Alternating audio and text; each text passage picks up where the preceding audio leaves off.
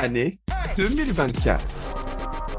24. En direct avec Prad, l'impacteur de conscience. Impact. Ça répond toujours présent. Ok. Nouvelle vidéo. Hyper toi. On va parler sensibilité. Enfin plutôt hypersensibilité. Ok.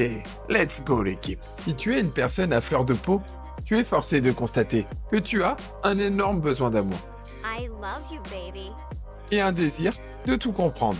Généralement, tu ne supportes pas l'autorité. Ok, les mains sur la tête. Cela cache une hypersensibilité. C'est un trait de caractère qui touche une personne sur 5. Allez, voici les 5 signes de l'hypersensible. Cela te permettra de mettre enfin des mots sur ce que tu ressens. Numéro 1. La sensation d'être inadapté à ce monde. Le sentiment d'être en décalage permanent avec son environnement. Numéro 2. La rumination.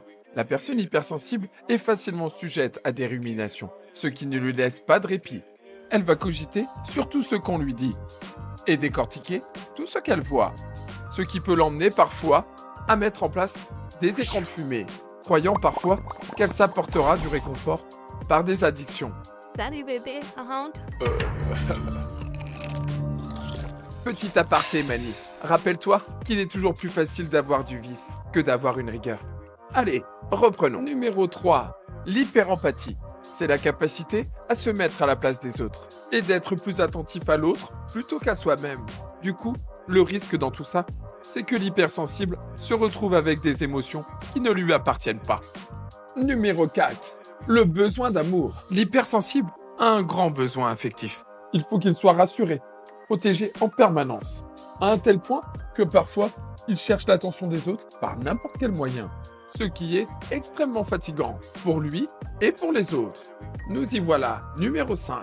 Et dernier signe, la difficulté à faire des choix. La personne hypersensible a de nombreux centres d'intérêt, sauf que tout est au même niveau d'importance. Du coup, elle a beaucoup de mal à mettre des priorités dans ses choix et ses décisions.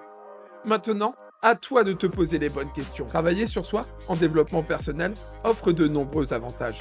Cela permet de mieux se connaître, d'améliorer ses relations avec les autres, de gérer le stress et les émotions, et de trouver un équilibre de vie.